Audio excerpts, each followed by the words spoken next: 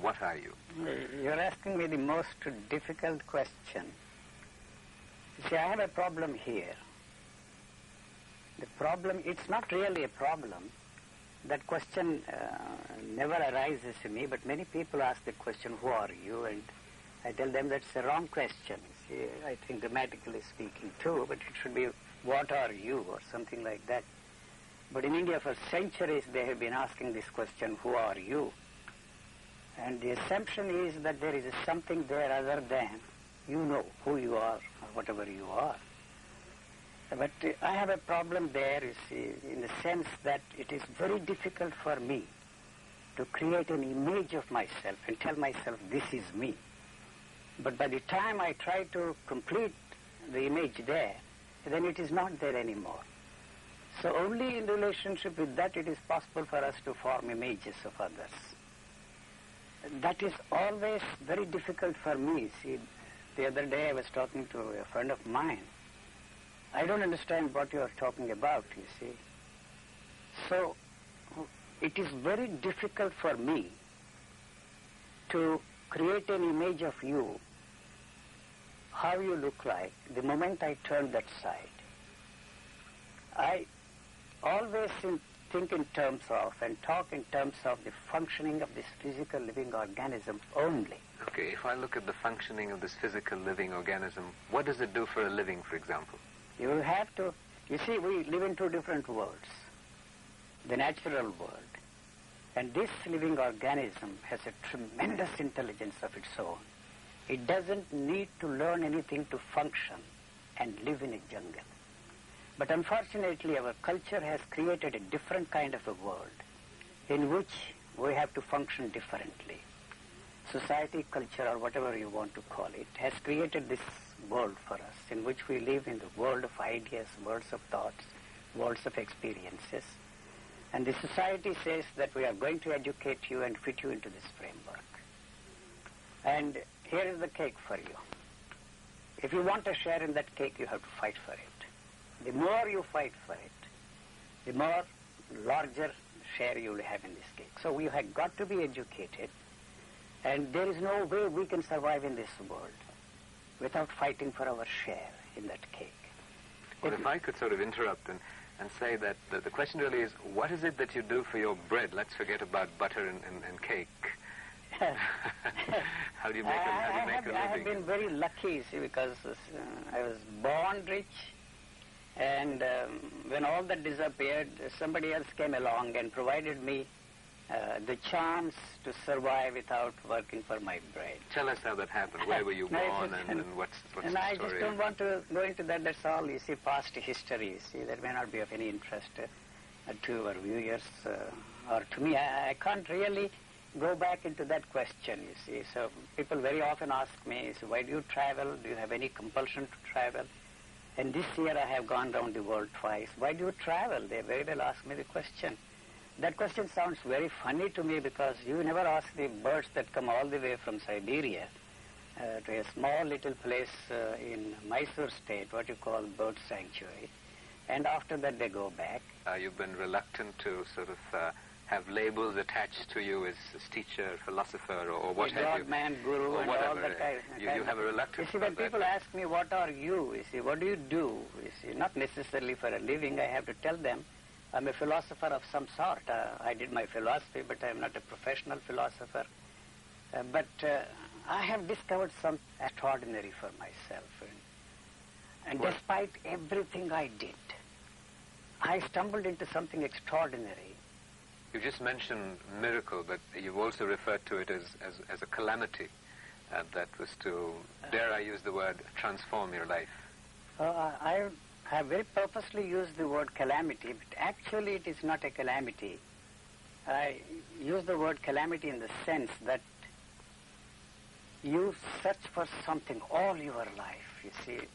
For example, you see that there is a self here, or God out there, and suddenly it hits you like a little lightning that where is this self that I have been searching all my life? You see, it shatters everything that you have experienced before. The whole image that you have built around that is shattered to pieces. You expect to be in a blissful state, in a state of ecstasy, full of love, full of compassion. But in its place you find that this is just a living organism, pulsating with life. What is there? And what you are left with is just the pulse and the beat and throb of life. And there is nothing there. And this comes as a shock because you realize that all your life, all through your search, you expected that you would be something like Buddha, something like Jesus, something like, you see, Muhammad, all the great teachers. And so that came as a shock to me and said, you see, this is a calamity. See, you are expecting something to happen. You are questing all your life, you see, for something that does not exist. You see, that came as a shock to me. So that's the reason why I use that word, calamity, and also rejected totally and completely the idea of transformation, because what is there to be transformed? I didn't find anything there, so there is nothing there to be transformed. And so all that talk of transformation, radical or otherwise, is just poppycock, I said to myself. This happened in your 49th year. 49th year. What happened? Did it sort of happen one morning? Was there a light or lightning? No, the question that, you see, first I started with the question, you see, I want to be enlightened. I want to be like Buddha. I want to be like Jesus. I want to be like all the great spiritual teachers. And so how to be enlightened? You see, that I pursued for a long time. And somewhere along the line I discovered, through some sort of a mystical experience, I might say that, for want of a better and more adequate term. Can you describe that mystical experience? You see, the mystical experience is within the framework of the knowledge still. And that's, I consider, and it's a very petty little experience. You experience what you know. That does not in any way free you from the knowledge you have acquired. So you are still, you see, caught up in this idea, and you owe everything to the one that has helped you to experience these things. You are still dependent on that. You have not actually freed yourself from that. That's why I call it mystical experience. That itself is an extraordinary thing because it awakens some sort of an intelligence there in you. And from then on, you look at everything differently. You experience the same old things in a different way and try to share that experience with somebody else. Or you interpret the text, you see, in a different way, in a more meaningful and more expressive way. But I said to myself, this has nothing to do with what I have been interested in. This is a petty little experience. And then when you still continue and try to go beyond, you have no way of going beyond that mystical experience, because that has a stranglehold on you, exactly where the other experiences had a stranglehold on you. There is no way you can get out of that trap, because that becomes more important to you because it is your own experience. What you consider to be the experience of others has become your own experience. And that, you see, throttles and chokes you all the time. And the struggles to get out of it is more difficult than what it was before. So at that time I could have established a tremendous worldwide organization and invited the whole world and shouted from the tops of the world, here is something which I have discovered for myself. Come ye and listen to me. And that is also the thing that is responsible for the idea of changing the world. When once you are freed from the demand to bring about a change in you, the demand to change the world around you also comes to an end. The question really is that what is it that you experience? You've told us that the consequences of that experience. This moment of, I know you're averse to the word enlightenment, but this moment of realization, of self-awareness, if I can call it, or whatever phrase, I don't want to get stuck in the context of the vocabulary of it. All right. What was the moment? You see, the moment that I realized that I am in the state of Buddha, I am in the state of Jesus, I am in the state of all those teachers, I was emulating them as an example, wanting to be like them. Gave me this idea, you have not freed yourself from the knowledge that is passed on to you, what enlightenment is, and who is an enlightened man, and what his behavior patterns are like. I said to myself, this cannot be the thing. The knowledge that I have of this enlightenment is still there. This cannot be the enlightenment. There must be something other than this. See, although I said to myself, I am in the same state as Buddha, Mahavir, and all the other great teachers.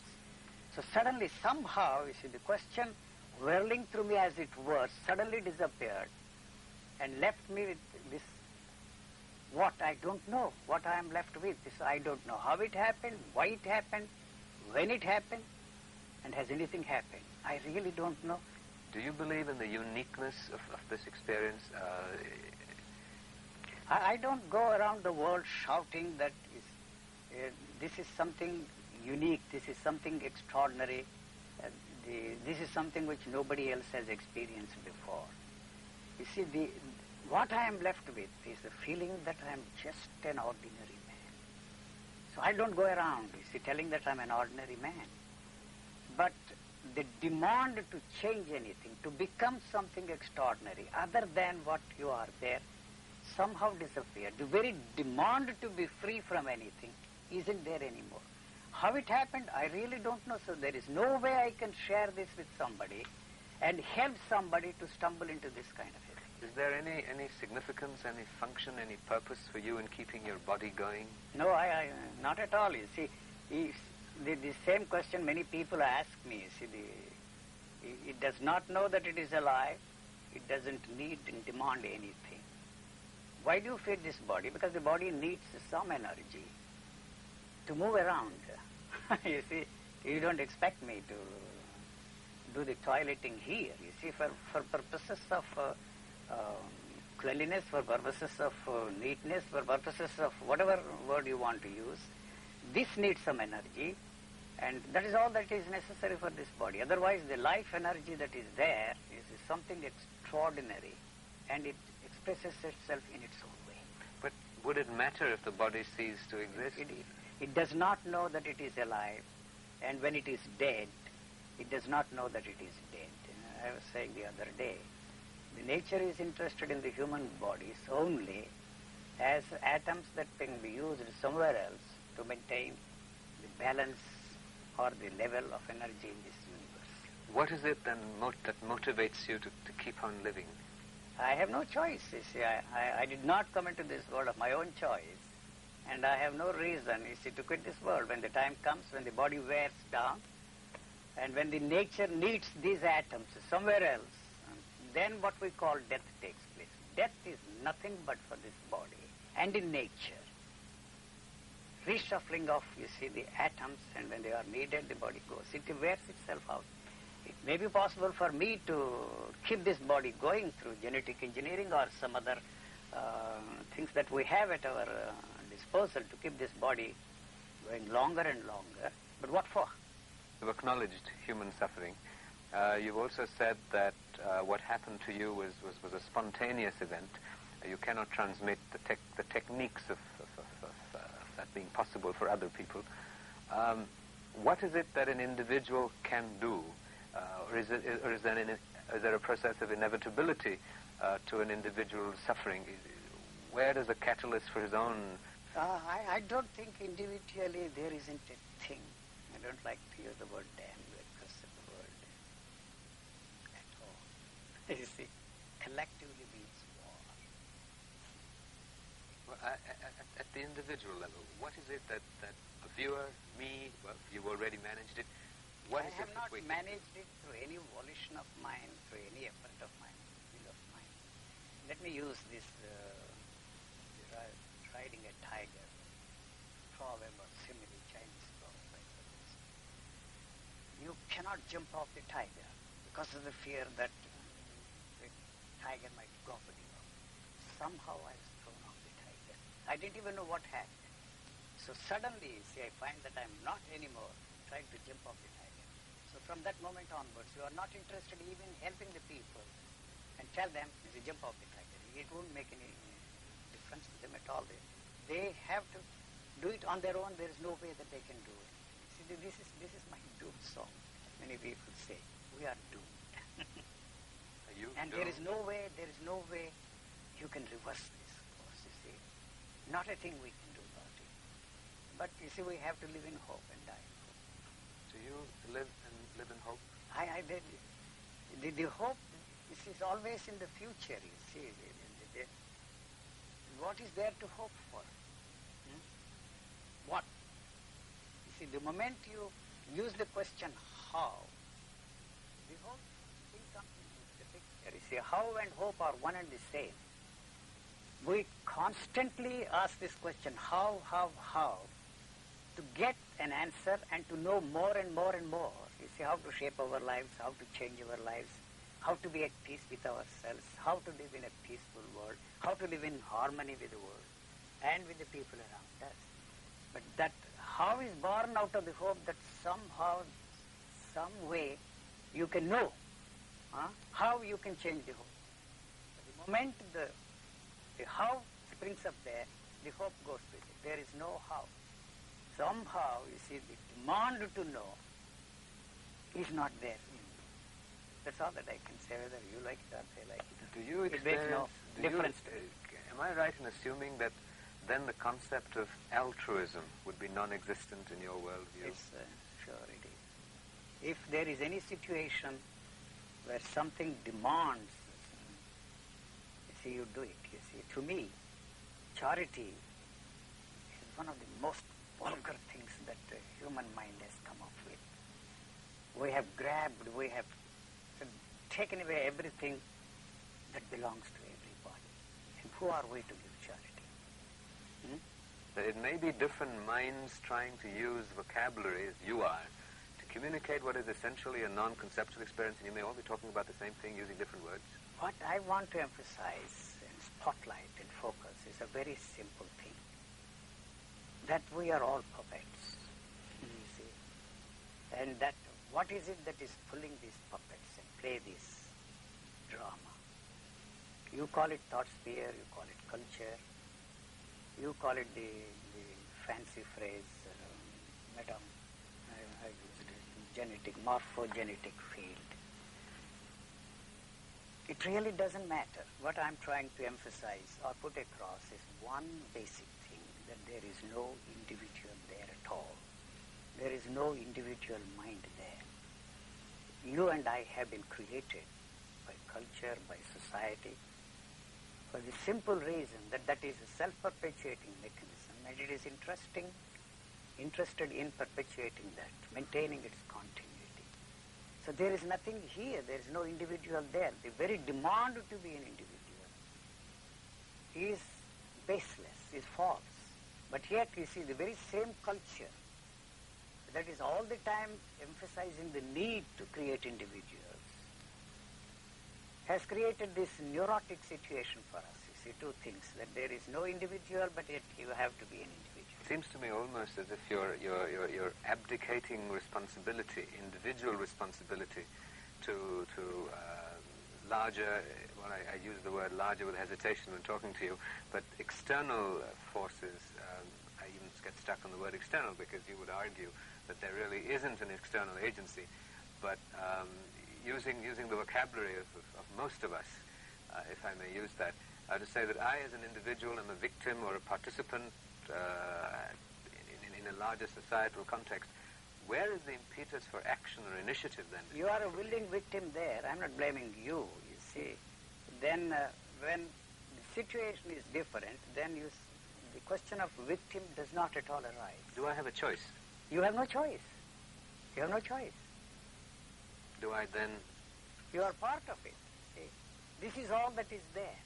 The world cannot be anything different because you being what you are, how can you expect the world to be different? We are all the time preparing for war, and how can you envisage the possibility of a peace on this planet? You know, flag is here. The flag represents what? As long as I wave my flag here so long, I cannot talk of peace because the other chappie also is waving his flag. So how do you reconcile this situation? Preparing for war all the time and talk of peace. Peace is not something that will descend upon us. Do you feel optimism or pessimism, or do you feel nothing at all? I don't think you can fit my statements into either this side or the other side. You see, people say that you are very negative. All right, you are not negative. You are not pessimistic. You are very optimistic. What does it really mean? An optimistic individual is pushing things. He is using his will, he is using his effort, and he is living in the hope somehow that we will turn this into a paradise and all of us will live in comfort and peace. So what you don't seem to realize is the very idea of creating heaven on this earth is the one that has turned the whole thing into hell. Actually, it is not hell. If we are lucky enough to be freed from all those utopias, the whole idea of a heaven, this itself will become an extraordinary place to live in. Would you call yourself a pessimist? It's up to you to stick the label on me. I don't know. I don't think in terms of optimism, pessimism at all, negativism or positivism. Many people say that you are very negative. You see, the negative approach is invented by thought because you have totally failed to reach your goal through positive means. You have invented a negative approach, but the goal is a positive goal. So it doesn't matter whether you approach your goal positively or negatively. Is there any such thing? My English is bad now. Anyway, you see, the goal is the most important thing. What we have to do is to free ourselves from the whole value system without replacing that value system with another set of value system. That would be a wonderful place to live. The way the animals are functioning. You see, they don't kill anything for an idea. You see, so they have to survive. One form of life lives on another form of life. That's what we are doing all the time. But you see, if you kill something for any reason other than survival, we are creating this disharmony in this world. And there is no way we can reverse the whole thing. You may call me a pessimist. I am ready to go along with that and carry that label on me. On the one hand, you speak about the inevitability of processes and the biochemistry of the brain and sort of the vocabulary of the inevitability of life. And at the same time, you talk about freeing oneself from a variety of responses, as it were. I don't see how they there coexist. There is a difficulty of the language here. I'm not suggesting that there is something that you can do to free yourself from. You are already free. And what creates this demand to be free is the one that this has to free itself from. This expresses itself in an extraordinary way, you know. This is something which you cannot even think of creating, but unfortunately, where have we gone wrong? Where have we failed? That's a very natural question for us to ask. Somewhere along the line it occurred in the process of evolution, especially in the human species, what we call self-consciousness. So that separated us from the totality of life around us. Actually, it is one single unit, the whole thing. But this self-consciousness separated us from everything. And it is that is responsible for creating, you see, the whole religious thinking of man. Forgetting that we have created all those things, God, truth, reality, whatever you want to call it, only as an extension of pleasure. So whether religion has turned us into cowards or our cowardice is responsible for creating religious thinking of man is anybody's guess. You see, I'm not against religion at all. You see, all the other systems the human mind has invented are nothing but the warty outgrowths of religion, even communism. But is it mere semantics when you say that where we have gone wrong, according to your vocabulary, we haven't gone wrong, nothing has gone wrong. And that too, there is a value system that it's wrong. No, this value system that is fitting the events into its framework and says something is wrong. If you're ascribing a value that it's wrong, it's the way it is. The value system is wrong, then we wouldn't say that it is wrong. We wouldn't do anything to change anything there. This is a perfect piece of creation. And our value system makes it believe that something is wrong with it, you see. So we superimpose on that all our ideations and mentations and destroy what is something extraordinary that is already there. Whether, you see, it will continue forever or not, we don't know. Why this was created, what is its purpose, what is going to happen. It doesn't in any way help us to understand whether this whole thing was created by God. Is understanding important? It is not. You see, we give so much tremendous importance to understand things, to know things. You see, that works in the field of, you see, that camera. You see, that's the only area where, you see, you have to know, you have to get help from somebody to operate. But in the living atmosphere, living situation, the dead thing cannot help us to understand it.